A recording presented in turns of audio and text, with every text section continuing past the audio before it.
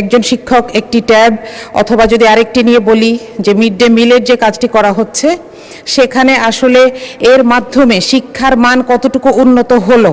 প্রাথমিক ও গণশিক্ষা মন্ত্রণালয় বিষয়ে সরকারের ব্যর্থতা সম্পর্কে আলোচনা উত্থাপন কল্পে হিসাবের খাত 124 প্রাথমিক ও গণশিক্ষা মন্ত্রণালয় শিরোনামাধীন 22 নং দাবি থেকে 100 টাকা হ্রাস করা হোক। আসলে ছাঁটাই প্রস্তাব তো দেওয়া হয় ছাঁটাই হয়ে যাওয়ার জন্য, তো আমি এখানে এই সুযোগটি নিচ্ছি একটি নীতিগত পর্যালোচনা উপস্থাপনের জন্য।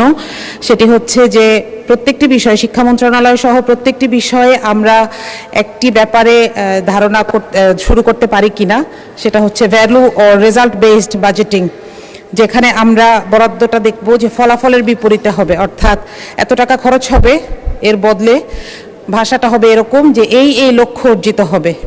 আমরা জানি যে আমরা শিক্ষা ব্যবস্থায় দীর্ঘদিন ধরে আন্তর্জাতিকভাবেই এই ব্যাপারটি অনুসৃত হয়ে আসছে।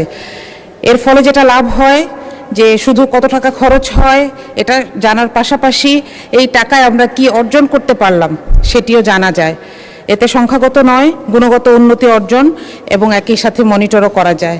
যেমন আমি প্রাথমিক ও গণশিক্ষার একটি প্রকল্প নিয়ে কথা বলতে চাই, সেটি হচ্ছে একজন শিক্ষক একটি ট্যাব অথবা যদি আরেকটি নিয়ে বলি যে মিড ডে মিলের যে কাজটি করা হচ্ছে সেখানে আসলে এর মাধ্যমে শিক্ষার মান কতটুকু উন্নত হলো এটার কোনো মনিটরিং আমাদের কাছে থাকবে কিনা, আমরা জানতে পারবো কিনা, কিংবা মিড ডে মিলের মাধ্যমে শিশুদের স্বাস্থ্যের কি উন্নতি হলো এর কোনো প্যারামিটার আমাদের কাছে থাকবে কিনা এবং সেগুলো নিয়মিত বিরতিতে সংসদে জানানো হবে কিনা, এই ব্যাপারে আমি একটি দাবি জানিয়ে রাখতে চাই।